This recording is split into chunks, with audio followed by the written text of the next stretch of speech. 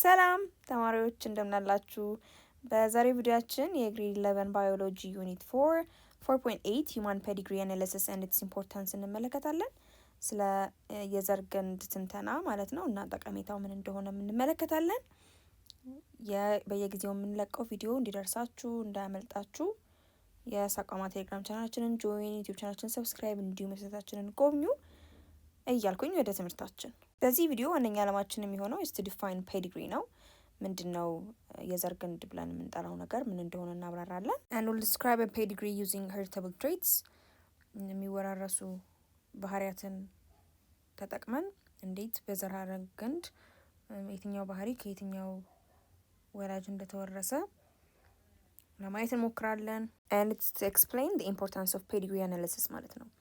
የዘር ግንድ ትንተና ያለው ጠቀሜታ ያለው አስፈላጊነት ምን እንደሆነ፣ ምክንያቱም በፔዲግሪ ተጠቅመን ነው አንድ በዘር ሐረግ የተላለፈ በሽታ ከየት እንደመጣ ተከታትለን የምንደርሰው ወደ ኋላ ቆጥረን፣ እንዴት ደግሞ አወራረስ ደግሞ ተመሳሳይነት የምናየው፣ እንዲሁም ወደፊት ደግሞ ያለውን ሪስክ ወይም አደጋ ያ ባህሪ የመተላለፍ አደጋ ያለው የወደፊት ነገሩን ትንበያ የምንሰጠው ፔዲግሪን ተጠቅመን ስለሆነ እነዚህ ነገሮች እንዴት ነገሮች እንዴት ፔዲግሪ አናሊሲስ እንደሚጠቅም እንመለከታለን። ወደ ዋና ትምህርታችን ከመግባታችን በፊት there is self questioning here. Before starting this section, ask yourself this question: what do I know about pedigree analysis and what do I want to learn from this section? ስለ የዘር ግንድ የዘር ሐረግ ትንተና ማውቀው ነገር ምን አለ፣ ከዚህ ሴክሽንስ ምን መማር ፈልጋለሁ የሚለውን ነገር ለራሳችሁ ትመልሳላችሁ። በተጨማሪም ምን እንድትጠይቁ ያስፈልጋል ራሳችሁም። think about the people in your environment. አካባቢያችሁ ያሉትን ሰዎች ተመልከቱ። የቤተሰብ አባል ሊሆን ይችላል። have you observed or heard of any family that has caught any disease due to genetic disorder? ከቤተሰብ አባል ውስጥ በዘር የሚተላለፍ በሽታ የያዘው የቤተሰብ አባል አለ? አይታችሁ ታውቃላችሁ? okay, that can be transmitted from parent to offspring. ለምሳሌ ሄሞፊሊያ ሊሆን ይችላል። ከለር ብላይንድነስ ያለበት ሰው በዘር የሚተላለፍ ማለት ነው። እንዲህ አይነት ዲስኦርደር ያለበት ሰው አስተውላችኋል? አሁን ቀደም ብለን የጠየቅነውን ጥያቄ ለመመለስ የሚያስችለን ፔዲግሪ አይደለም? ወይም ደግሞ የዘር ሐረግ ትንተና ነው። how do a pedigree helps to determine the transfer of a trait in a family የሚለውን ነገር እንመልስ። እንዴት አድርጎ ነው የዘር ሐረግ ትንተና በዘር የሚተላለፉ ባህሪያትን በቤተሰብ ውስጥ ለመለየት የሚያስችለን የሚለውን ነገር።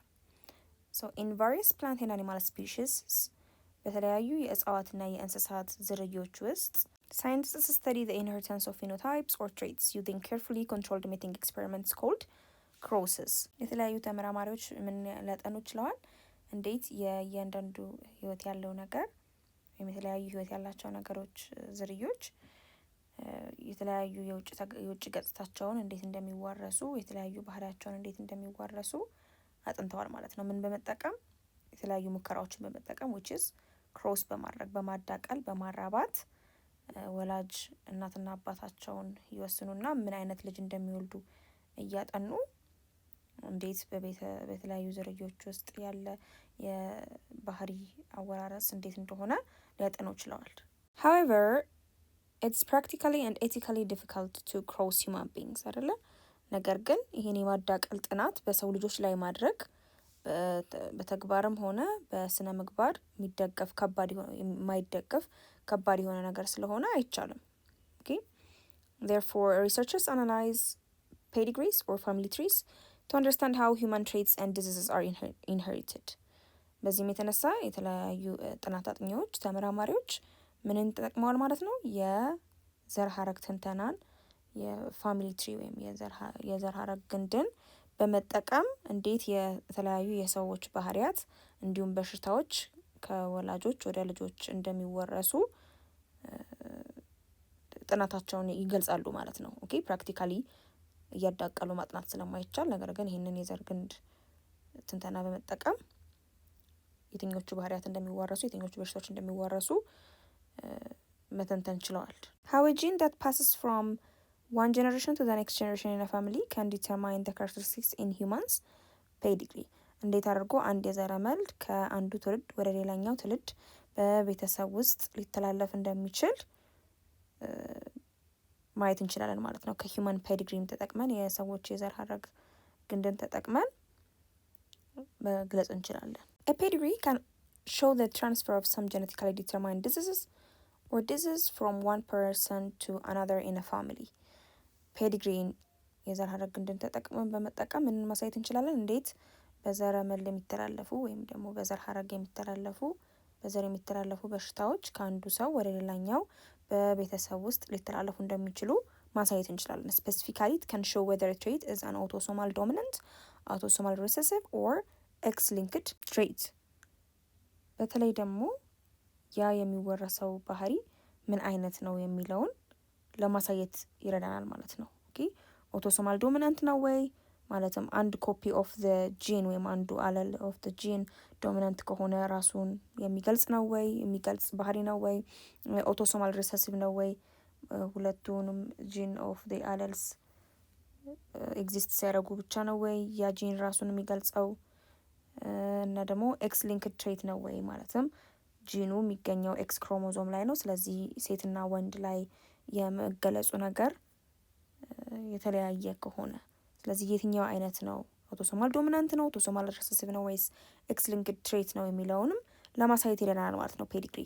Pedigrees show relationships and identify individuals with a given trait from the history of a family ማለት ነው። again ፔዲግሪ በመጠቀም ምን ማሳየት እንችላለን? በቤተሰብ ውስጥ ያለን ዝምድናን ኦኬ በእናት በአባት በልጆች በዘመዳም ሰዎች መካከል ያለውን ዝምድና ለማሳየት ይረዳናል ማለት ነው። እና የትኛው ደግሞ ግለሰብ የትኛውን አይነት ባህሪ ሊኖረው እንደሚችል ከቤተሰብ ታሪክ በዚህ በፔዲግሪ ትንተና ማሳየት እንችላለን። ሶ ይሄ ትንተና ስንሰጥ ምንድነው የምንጠቀመው? the pedigree analysis chart ነው የምንጠቀመው። So a typical pedigree that consists of squares and circles which represents males and females respectively. እዚህ ይሄ አሁን አንድ ፔዲግሪ ቻርት ነው። ሶ ከዚህ የምንረዳው the squares ስኩዌር ቅርጽ ያላቸው ወንድን ነው የሚወክሉት and circle ቅርጽ ያላቸው ፊሜልን ነው ማለት ነው የሚወክሉት። and then rows show generations with the oldest generation at the top row and with each subsequent generation on separate rows. ከላይ የምናየው ደግሞ ረድፍ ምንን ይወክላል? ምንን ያሳየናል? ምን ማለታችን ነው? ያረጀውን ትውልድ መጥቀሳችን ነው የጥንቱን ትውልድ።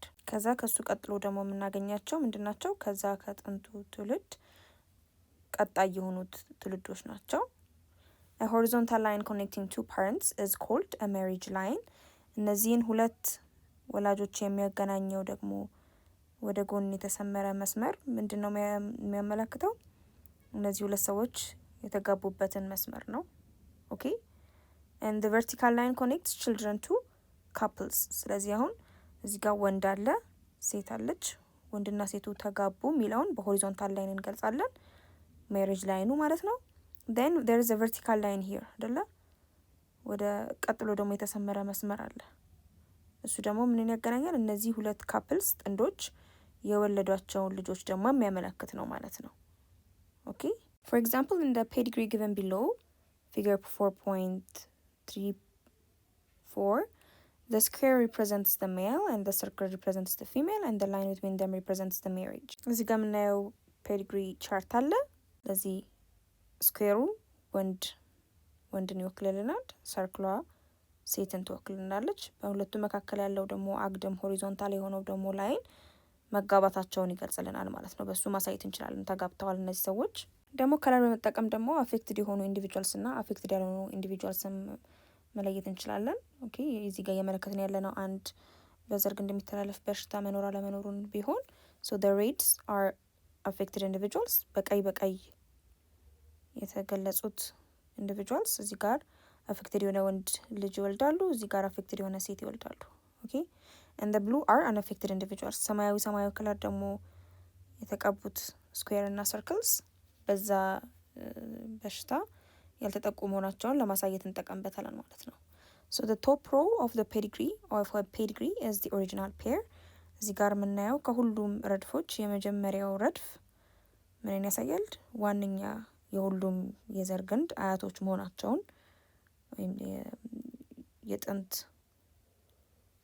ጀነሬሽን ወይም ትውልድ መሆናቸውን ያመለክትልናል። two individuals who are connected by the horizontal lines are breeding pairs ማለት ነው። ከዛ በኋላ ግን ሆሪዞንታሊ በላይን የተገናኙ አረንጓዴና ስኩዌር የሆነና አራት ማዕዘን የሆነና ሰርክል የሆነ የተገናኘ ደግሞ ያገናኙበት ደግሞ ላይን ፔርድ እንደሆኑ አሁን እዚህ ጋር ይሄኛው ወንድና እችኛዋ ሴት ተጋብተዋል ማለት ነው። እዚህ ጋር ይሄኛው ወንድና እችኛዋ ሴት ተጋብተዋል ማለት ነው። እዚህ ጋር አላገባችም፣ እዚህ ጋርም አላገባችም፣ እዚህ ጋር ተጋብተዋል ማለት ነው። ሶ ዲስ ወይ መግለጽ እንችላለን ማለት ነው። ኦኬ ሶ አፌክትድ የሆኑትን በቀይ አፌክትድ የሆኑትን ወንዶች በቀይ ከዛ ደግሞ በስኩዌር አፌክትድ የሆኑትን ደግሞ ሴቶች በሰርክል እና በቀይ አፌክትድ የሆኑትን ሜልስ በስኩዌር እና ሰማያዊ ከለር አናፌክትድ የሆኑ ገርልስንም ወይም ደግሞ ፊሜልስንም ደግሞ ሰማያዊና ሰርክል አድርገን መግለጽ እንችላለን ማሳየት እንችላለን using this pedigree chart. And the children of the pair are connected to them by vertical lines. እያንዳንዱ ደግሞ ጥንዶች ተጋብተው የሚወልዷቸው ልጆች በምንድነው በምንድነው የምንገልጸው? የቁም መስመር ወይም በቨርቲካል ላይን ነው የምንገልጸው። ስለዚህ ይሄ ወንድና እቺ ሴት ተጋቡ። ኦኬ በሆሪዞንታል ላይን እንደተጋቡ እንገልጻለን። ከዛ ሁለቱ ተጋብተው ከወለዷቸው ልጆች ጋር የምናገናኘው በዚህ በቨርቲካል ላይን ነው። ኦኬ ከዛ ቀጣይ ረድፍ ምንድነው የሚያሳየን? እንዴት ልጆቹን ዝርዝር ያሳየናል። ከዛ ደግሞ እያንዳንዱ ልጆች ደግሞ ፓርትነራቸው እነሱም ደግሞ ያገቧቸውን ጥንዶች ያሳየናል፣ ያመለክትልናል ማለት ነው ካገቡ። ኦኬ እዚህ ጋር እንደምናየው ይሄኛው ከዚህኛዋ ጋር ተጋብተዋል ነው። ኦኬ so the next row of the pedigree shows the pair's children as well as the partners of the children ማለት ነው።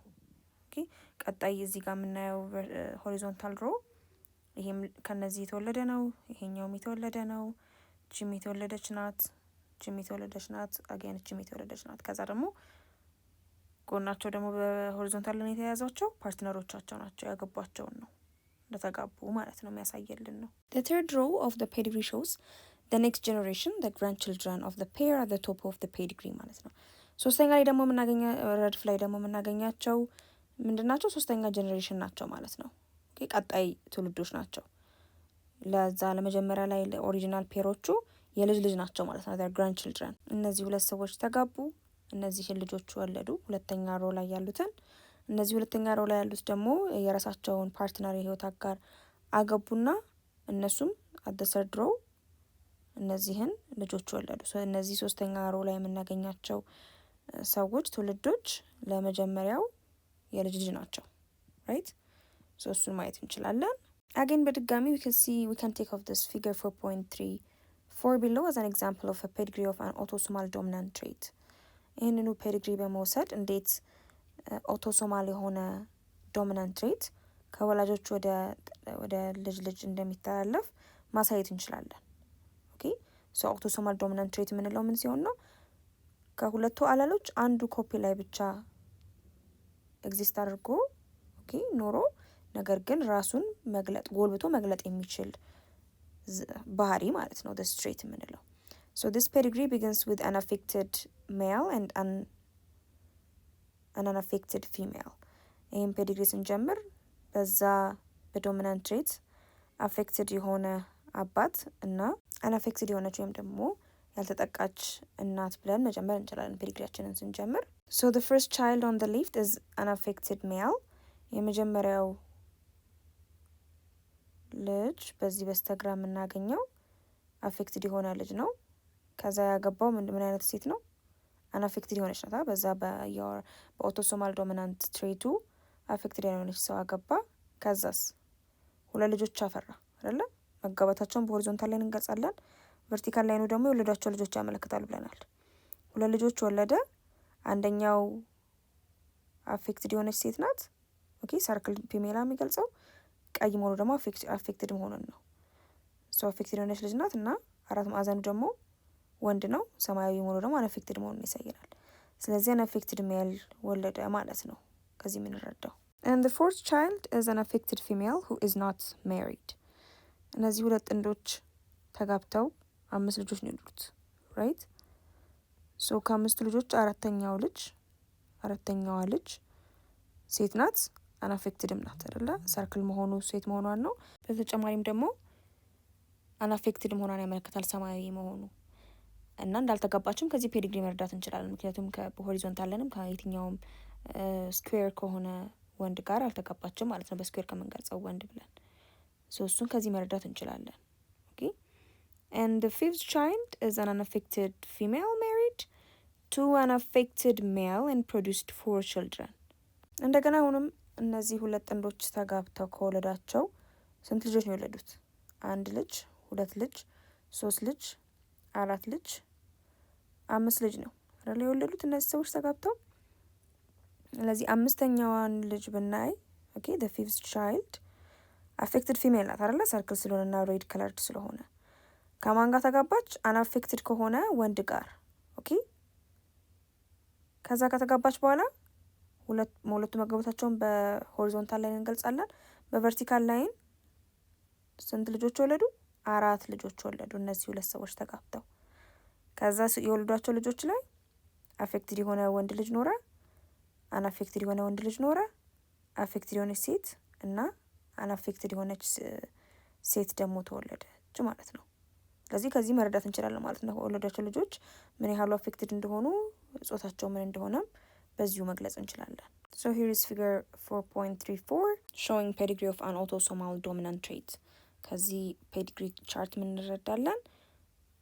አንድ ኮፒ ኦፍ አን አለል ዶሚናንት ሆኖ ጎልቶ መውጣት ጎልቶ መውጣት በሚችልበት ጊዜና አንዱ አፌክትድ ሌላኛው ደግሞ አናፌክትድ፣ ሌላኛው ፓረንት አንደኛው ፓረንት አፌክትድ ሌላኛው ደግሞ አናፌክትድ ፓረንት ሆነው የሚወልዷቸው ልጆች እስከ 3ኛ ትውልድ ድረስ በምን አይነት መልኩ ሊያወርሳቸው እንደሚችሉ መግለጽ እንችላለን ማለት ነው። ሌላው የምናየው ደግሞ ፊገር 4.35 ነው which shows as an example of a pedigree of an autosomal recessive trait ነው። ቀጣይ የምናየው ደግሞ ፔዲግሪ ቻርት ምን እንደ ምሳሌ ለማየት ይረዳናል። እንዴት አርጎ autosomal recessive trait ማለትም ግዴታ ሁለቱም አለል ላይ ፕሬዘንት ካልሆነ በስተቀር ሊገለጽ የማይችል ባህሪ እንዴት በዘር ሐረግ ውስጥ ሊተላለፍ እንደሚችል እናያለን ማለት ነው። So in this pedigree individuals that are half shaded are heterozygous and therefore do not show the trait. እዚህ ቀጣይ በምናየው ምስል ላይ በግማሽ ጠቁረው የምናገኛቸው ወይም ሼድድ ሆነው ቀልመው የምናገኛቸው ምንድናቸው ማለት ነው? ሄትሮዛይገስ ናቸው ማለት አንድ ዶሚናንት አንድ ሪሰሲቭ አለል የያዙ ኢንዲቪጁዋልስ ናቸው ማለት ነው። which means therefore they don't show the trait ማለት ነው። right recessive traits ሁል ጊዜ both the recessive traits present ሲሆኑ አይደለ የሚገለጸው። ግን አንደኛው ዶሚናንት ከሆነና ሄትሮዛይገስ ከሆኑ በዛ ግለሰብ ላይ that trait ያ ባህሪ አይገለጽም የሚለውን እንይዛለን። so ከፊገሩ እንደ ኤግዛምፕል ስንመለከት the example shows 2 heterozygous individuals who have 4 children. አባትም እናትም ወንዱም ሴቱም ሄትሮዛይገስ ኢንዲቪጁዋልስ ናቸው ማለት ነው። ያንን ሪሰሲቭ ትሬት ይይዛሉ ግን በሄትሮዛይገስ ፎርም ነው የሚይዙት። ኦኬ the dominant one ነው የተገለጠው ግን ሂድን ሆኖ the recessive trait የሪሰሲቭ ትሬቱን የያዙ ባህሪውን የያዙ አባትና እናት ተጋብተው ኦኬ ሆሪዞንታል ላይን ሜሬጅ ነው ብለናል። ቨርቲካል ላይን ደግሞ የሚወልዳቸው ልጆች ያመለክታል ብለናል። ተጋብተው ስንት ልጆች ወለዱ? 4 ልጆች፣ 1 ሴት፣ 1 ወንድ፣ 1 ሴት፣ 1 ወንድ። ስለዚህ ሙሉ በሙሉ ሰማያዊ ሆነው አናፌክትድ የሆነ ነው ማለትም ሪሰሲቭ ትሬቱን ያለያዘ ነው። ያለያዘች ልጅ ነው የተወለደችው እዚህ ጋር። እዚህ ጋርም ደግሞ ሪሰሲቭ ትሬቱን ያለያዘ ወንድ ልጅ ነው የወለዱት። እዚህ ጋር ደግሞ በግማሽ ትሬቱን ኤክስፕረስድ አይሆንም ወይም ተገልጦ አይገኝም ግን ካሪየር የሆነች ልጅ ነው የወለዱት እዚህ ጋር። እዚህ ጋር ደግሞ ፉሊ ሪሰሲቭ ትሬት ከሁለቱም ተወስዶ ቦዝ አለርስ ሪሰሲቭ ትሬቶች ስለሆኑ ያ ሪሰሲቭ ትሬት የተገለጠበት ወንድ ልጅ ወልደዋል ማለት ነው። ስለዚህ ቀደም እንዳልኩት the first child on the left is an unaffected female። የመጀመሪያ የወለዷት ልጅ ሴቷ ሰርክል ስለሆነችና ሰማያዊ ሼድ ስለተቀባች ምንድናት? unaffected female ናት። ያንን ሪሰሲቭ ባህሪ አልወረሰችም። ኦኬ ነገር ግን ከማን ጋር ተጋብታለች? በግማሽ ያንን ሪሰሲቭ ትሬት የያዘ ወንድ ጋር ተጋብታለች። ኦኬ she is married to a heterozygous male። በግማሽ ነው ላይ ቀለመው። ስለዚህ በግማሽ ቀይ ቀልሟል ማለት በሄትሮዛይገስ ፎርም ካሪየር የሆነ ሀዝባንድ አግብታለች ማለት ነው፣ ወንድ አግብታለች ማለት ነው። ከሱ ጋር ተጋብታ ስንት ልጅ ወለደች? ተጋቡ። በሆሪዞንታል ላይን ገለጽን። ቨርቲካል ላይን ደግሞ ልጃቸው ልጆች ያመለክታል አይደል? 3 ልጆች ወለደች። ኦኬ ከ3ቱ ልጆች የመጀመሪያ ልጇ ያንን ሪሰሲቭ ትሬት ያላዘች ሆና ተወለደች፣ ያልወረሰች። ወንድ ልጇ ሁለተኛ ልጇ እንዲሁ አናፌክትድ ነው። 3ኛ የወለደችው ወንድ ልጅ ግን ምን ይዟል? በግማሽ ሼድድ ሆኗል አለ which means ባይገለጽም ግን ሂድን የሆነ ሪሰሲቭ ትሪት በሄትሮዛይገስ ፎርም ሄትሮዛይገስ ሜል ወለደች ማለት ነው። ኦኬ ሶ እሱን ከዚህ ፔዲግሪ መረዳት እንችላለን። አጌን the second child is an unaffected male አይደል? እነዚህ ሁለት ሰዎች አሁንም ተጋብተው የወለዱት ሁለተኛ ልጅ በሰማያዊ ነው፣ 4 ማዕዘን ነው። unaffected የሆነ ያንን ሪሰሲቭ ትሪት ያልተገለጠበት ያልያዘ ወንድ ልጅ ነው የወለዱት። ከዛ እሱም ከማን ጋር ተጋባ? አናፌክትድ ከሆነች ሴት ጋር ተጋባ። ሆሪዞንታል ላይን መሬጅ ያመለክታል። ቨርቲካል ላይን ደግሞ የወለዱት ልጅ ብለናል። ከተጋባ በኋላ 2 ልጆች ወለደ። ስለዚህ ከሁለት አናፌክትድ ፓረንትስ ደግሞ የተወለዱት ሁለቱም ልጆች አናፌክትድ የሆነ ወንድና ሴት ልጅ ናቸው ማለት ነው። ኦኬ and the third child is a heterozygous female not married። ሶስተኛ ላይ የወለዷት ልጅ ሄትሮዛይገስ ፊሜል ናት አይደል? ምን ማለት ነው? ዶሚናንት እና ሪሰሲቭ ትሬት የያዘች ናት። ሶ ዘ ሪሰሲቭ ትሬት መኖሩን በግማሽ ሼድድ በሆነ ቀይ ተገልጾልናል። ሶ ከማንም ጋር በሆሪዞንታል ላይን አልተገናኘችም ችኛዋ ልጃቸው። ስለዚህ ሺ ኢዝ ኖት ሜሪድ አላገባችም ማለት ነው። The fourth child is an unaffected male married to an affected female and produced 4 children። አራተኛው የወለዱት ልጅ ወንድ ነው አይደል? እነዚህ ሁለት ሰዎች ተጋብተው ወንድ ሆኖ ግን አፌክትድ የሆነ ቻይልድ ነው። ቦዝ ደ ሪሰሲቭ ትሬትስን ከእናቱም ከአባቱም ስለወሰደ ሁለቱም ደግሞ ሪሰሲቭ ትሬትስ አለርስ ሲኖሩ ያ ሪሰሲቭ ትሬት ራሱን ይገልጣል አይደለ? that's what we mean by recessive trait። ስለዚህ ያ ሪሰሲቭ ትሬት የተገለጠበት ወንድ ልጅ ነው የወለዱት። እሱ ደግሞ ከማን ጋር ተጋባ? አናፌክትድ ከሆነች ወይም በዛ ሪሰሲቭ ትሬት ባልተጠቃች ወይም ካልወረሰች ሴት ጋር ተጋባ። ኦኬ በሆሪዞንታል ላይን ሜሪድ ነው መግለጽ እንችላለን። እንደ ቨርቲካል ላይን ደግሞ ምንን ኢምፕላይ ያደርግልናል? 4 ልጆች እንደወለዱ 1 2 3 4 ልጆች ወለዱ። እዚህ የመጀመሪያ የወለዱት ወንድ ነው ሄትሮዛይገስ ሜል የሆነ ኦኬ ከእናቱ የወረሰው ዶሚናንት ትሬት ነው። ሪሰሲቭ ትሬት ከአባቱ ወርሷል። ስለዚህ የሚገለጸው ኦብቪየስሊ ዶሚናንት ትሬት ነው። ሪሰሲቭ ግን ሂድን ሆኖ የያዘ ሄትሮዛይገስ ሜል ይወልዳል። የመጀመሪያ ልጃቸው ነው የመጀመሪያ ልጃቸው። ቀጣይ ደግሞ ሴት ነው የወለዱት አይደለ? ሰርክል ስለሆነ አገኛቺ ሴትም እንዲሁ ሄትሮዛይገስ ፊሜል ናት። ሂድን የሆነ ሪሰሲቭ ትሬትን ይዛለች፣ ግን ቤዚካሊ ዶሚናንት ዋን ጎልቶ ወጥቶ የሚታይባት። እንደ ሬስት አገን ሶስተኛና አራተኛ ልጃቸው ሴትና ወንድ ናቸው፣ ግን ቦዝ ኦፍ ደም አናፌክትድ ናቸው ማለት ነው። ከእናታቸው ባገኙት ዶሚናንት ትሬት አማካኝነት ሪሰሲቭ ዋን ያልተገኘባቸው ወይም ደግሞ ኬሪ ያላደረጉ ሴትና ወንድ ልጆች ናቸው ማለት ነው። 3ና 4ኛ ልጆቻቸው። ሶ ፊገር 4.35 is this። በዚህ ከዚህ ፔዲግሪ ተነስተን እንዴት ኦቶሶማል ሪሰሲቭ ትሬትስ ሊዋረሱ እንደሚችሉ ከአያት ከምንላቸው ትውልድ ወደ ልጆች ከልጆች ወደ ልጅ ልጆች እንዴት ሊተላለፍ እንደሚችል ማየት እንችላለን ማለት ነው። ሶ እነዚህ 4 ማዕዘን መሆኑ ወንድ፣ ቀይ ከለር መሆኑ ሆሞዛይገስ መሆኑን አፌክትድ መሆኑን ያሳየናል። እንድ ሰርክል መሆኑና ቀይ መሆኑ ደግሞ ሆሞዛይገስ ፊሜል መሆኑን ያሳየናል። they have shaded ones ደግሞ carrier እንደሆነ ያመለክትልናል። and fully ደግሞ unaffected ብሉ መሆናቸው ደግሞ unaffected መሆናቸውን ያሳየልናል ማለት ነው። ኦኬ so all the colors phenotypically ምን አይነት ትሬትን ሊያሳዩ እንደሚችሉ ያሳዩናል ማለት ነው። so this way you can understand how autosomal recessive traits are inherited in the family. Pedigree analysis can provide information about trait inheritance by examining the presence and absence of a trait throughout the history of a family. ስለዚህ ከፔዲግሪ አናሊሲስ የቤተሰብ የዘር ሐረግ ትንተናን ተጠቅመን ምን አይነት ኢንፎርሜሽኖችን መስጠት እንችላለን? የትኞቹ ባህሪያት በየትኞቹ የቤተሰብ ትውልድ ላይ እንዳሉ እንደሌሉ እና እንዴት ሊዋረሱ እንደሚችሉ መረጃን ማስቀመጥ እንችላለን ማለት ነው ፔዲግሪን ተጠቅመን። Pedigrees can give important clues about the risk of disease inheritance and propagation። በተጨማሪም ፔዲግሪ በመጠቀም ምንን ልናሳይ እንችላለን? ፍንጭ ልንሰጥ እንችላለን። በዘር የሚተላለፉ በሽታዎች የመተላለፋቸው ሪስክ፣ የመዋረሳቸው ሪስክ፣ የመሰረጣቸው ሪስክ እንዴት እንደሆነ ፍንጭ ልንሰጥ እንችልበታለን ማለት ነው using this pedigrees. In general, analyzing pedigrees can reveal the following። በአጠቃላይ የቤተሰብ ሐረግ የዘር ሐረግ ትንተና ምንን ሊገልጥልን ይችላል? ምንን ሊያሳየን ይችላል? አንደኛ whether a trait is a dominant or recessive። አንድ ባህሪ ዶሚናንት ነው ጎልባች ነው ወይንስ ተጎልባች ነው የሚለውን ነገር ያሳየናል። and the type of chromosome ኦቶሶማል ኦር ሴክስ። እንደገና ደግሞ የአትሌት ባህሪን ያን ባህሪ የሚቆጣጠረው ጂን ዘረመልድ ኦቶሶማል ነው ማለትም ሴክስ ክሮሞዞም ያልሆኑት ላይ ነው ያለው ወይንስ ደግሞ ሴክስ ክሮሞዞም ላይ ነው የሚለውን ነገር ይገልጥልናል። በተጨማሪም ጂኖታይፕስ ኦፍ ፋሚሊ ሜምበር በተለያየ የቤተሰብ አባላት ውስጥ ሊኖር የሚችለውን የጂኖታይፕ የዘር ፍቅር ለማሳየት ይረዳናል። and again the probability of the phenotype in the future generation ማለት ነው። እዛ ደግሞ ያ ትንተናን ተጠቅመን ደግሞ በቀጣይ ትውልድ ላይ ያ ፊኖታይፕ ውጫዊ ገጽታ ሊገለጽበት የሚችለውን እድልም ለማሳየት ይረዳናል።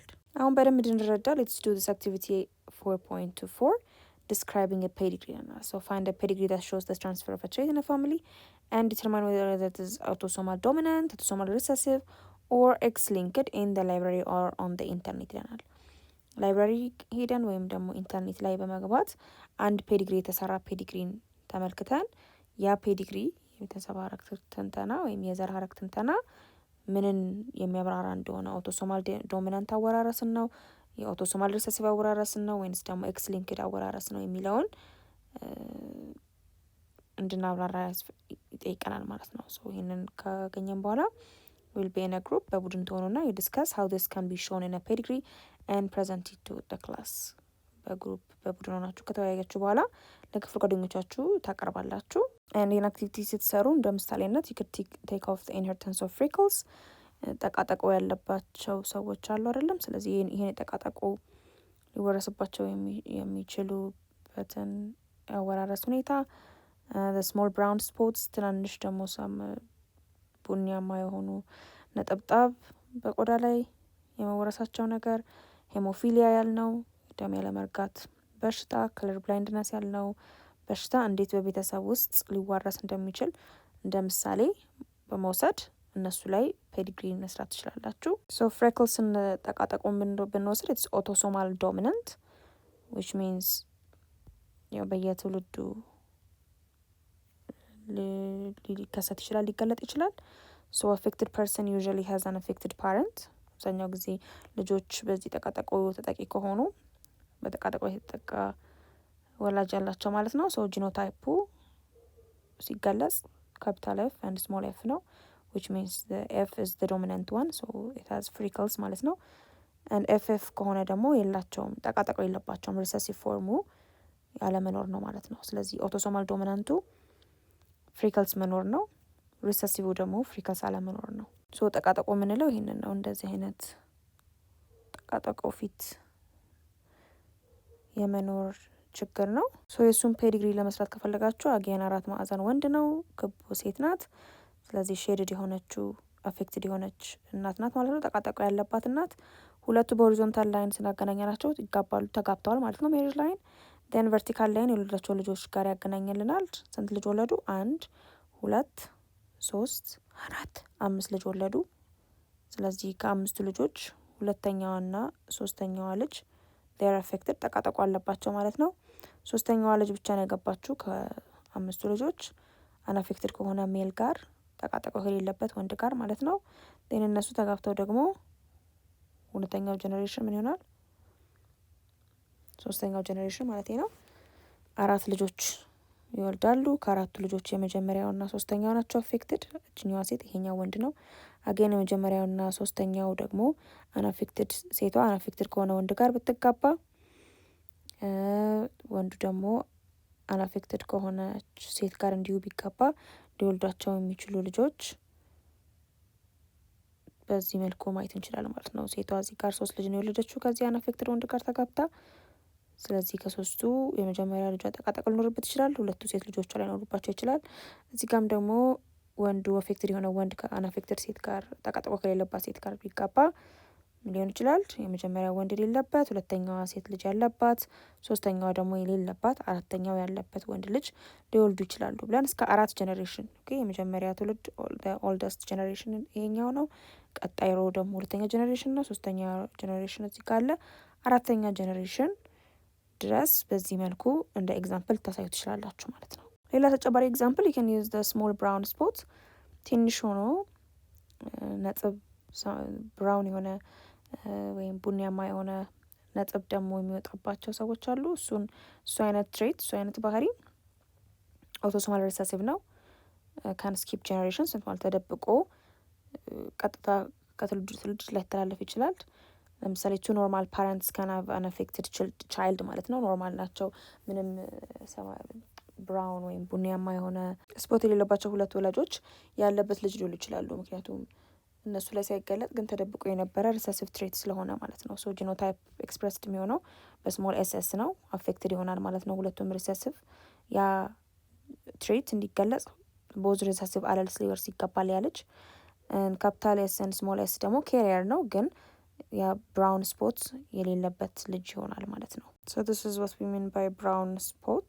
ብራውን ስፖት ምንለው ይሄንን አይነት ቆዳ ላይ የሚወጣውን ጠቃጠቆ ነው። ተጨማሪ ሄሞፊሊያ እና ከለር ብላይንድነስ ትሬቶችን ብንወስድ ር ኤክስ ሊንክድ ሪሰሲቭ ትሬትስ ማለት ነው። በኤክስ ክሮሞዞም ላይ ብቻ ሊገኙ የሚችሉ እና ደግሞ ሪሰሲቭ የሆኑ ዋንስ ኤክስ ክሮሞዞም ላይ ብቻ ከተገኙ ስፔሻሊ ኢን ደ ሜልስ ራሳቸውን የሚገልጹ ትሬቶች ናቸው።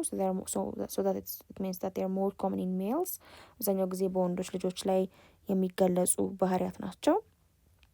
ሶ አፌክትድ ሜልስ ጌት ዘ ትሬት ፍሮም ዜር ካሪየር ማዘር። በዚህ የተጠቁ ወንዶች ቀደም ብለን ስለ ሄሞፊሊያም ስናወራ ስለ ኤክስ ሊንክድ ኢንሄሪታንስ ስናወራ እንዳየነው ተሸክማ ከነበረው ከሴቷ ከእናቱ የወረሰው ነው አብዛኛው ጊዜ። አፌክትድ ፋዘርስ አያስተላልፉም ለወንድ ልጃቸው። ኦኬ ቢካዝ ይሄ ትሬት የሚገኘው ኦንሊ ኦን ደ ኤክስ ክሮሞዞም ስለሆነ አባቶች ደግሞ ለወንድ ልጃቸው የሚያስተላልፉት ዋይ ክሮሞዞማቸውን ስለሆነ ማለት ነው። ሶ እንደምናውቀው ሆሞፊሊያ የምንለው ችግር ምንድነው? ደም ቧንቧ በሚጎዳበት ጊዜ ደምን ማርጋት ያለመቻል ችግር፣ ደም ያለመርጋት ችግር ነው። እንደገን ከለር ብላይንድነስ ያልነው ነገር ደግሞ ኢትስ ወን ኖርማል አይ የተለያዩ ከለሮችን ለይቶ ማየት ይችላል። ነገር ግን ከለር ብላይንድነስ ትሬት ዲፌክት ወይም ደግሞ አንሄልዲ የሆነው ጂን ካለው ደግሞ አንድ ሰው እነዚህን ቀይና አረንጓዴ ከለሮች ለይቶ ማየት ያለመቻል ችግር ነው። ሶ ጀነራላይዝ ስናደርገው በቴብል ፍሪክል ትሬት አለን፣ ስሞል ብራውን ስፖትስ አለን፣ ሄሞፊሊያ ና ከለር ብላይንድነስ አለን። አፌክትድ ፓተርኖቹ ፍሪክልስ ኢን ኤቭሪ ጀኔሬሽን ነው፣ ከትውልድ ትውልድ የሚዋረስ ነው። ቢካዝ ኢትስ ዋት አውቶሶማል ዶሚናንት ስለሆነ ማለት ነው። ስሞል ብራውን ስፖት ደግሞ ስኪፕስ ጀኔሬሽን፣ ከትውልድ ትውልድ ላይ ተላለፍ ይችላል። በልጅ ልጅ ላይ ሊገለጥ የሚችል አይነት ባህሪ ነው። ምክንያቱም ኢትስ አውቶሶማል ሪሰሲቭ፣ ግዴታ ቦዝ ሪሰሲቭ አለልስ አንድ ላይ መምጣት ስላለባቸው ማለት ነው ራሱን ለመግለጽ። ግን እንደ አውቶሶማል ዶሚናንስ ላይ አንዱ ብቻውን አንዱ ዶሚናንት አለል ዊች ኢዝ ዘ ፍሪክልስ አለል ብቻ መገኘቱ ኤግዚስት ማድረጉ ያ ባህሪ እንዲገለጽ ስለሚያደርግ ማለት ነው። ኢን ኤቭሪ ጀኔሬሽን የሚገለጸው። ሄሞፊሊያ ና ከለር ብላይንድነስ ደግሞ አብዛኛው ጊዜ ወንዶችን የሚያጠቁ ናቸው ከእናታቸው። ምክንያቱም ሆሞፊሊያ ና ከለር ብላይንድነስን የሚቆጣጠሩት ጂንስ የሚገኙት ኤክስ ክሮሞዞም ላይ ስለሆነ ኤክስ ሊንክድ ሪሰሲቭ ትሬትስ ስለሆኑ ማለት ነው። ስለዚህ በዚህ መልኩ በአጠቃላይ የተሰጣችሁን ኢንኳሪ አክቲቪቲ መስራት ትችላላችሁ። የዛሬው ቪዲዮችን ይህን ይመስል ነበረ። ስለ ፔዲግሪ አናሊሲስ፣ ስለ የቤተሰብ ሀረግ የዘር ግንድ ትንተና በሰፊው በደንብ አርጋችሁ እንደተመለከታችሁ እንደተረዳችሁ ተስፋ አደርጋለሁ። የሳቋማ ቴሌግራም ቻናላችንን ጆይን፣ ዩቲዩብ ቻናላችንን ሰብስክራይብ፣ እንዲሁም ዌብሳይታችንን ጎብኙ። ጥያቄዎች፣ አስተያየቶች ካላችሁ እዛ ላይ ጻፉልን። በቀጣይ ቪዲዮ ደግሞ ስለ ጄኔቲክ ዲስኦርደር በደንብ እንመለከታለን እናያለን፣ ወይም ደግሞ በዘር ሀረግ ስለሚተላለፉ በሽታዎች ማለት ነው። በቀጣይ ቪዲዮ እስከምንገናኝ ድረስ ሰላም ሁኑ።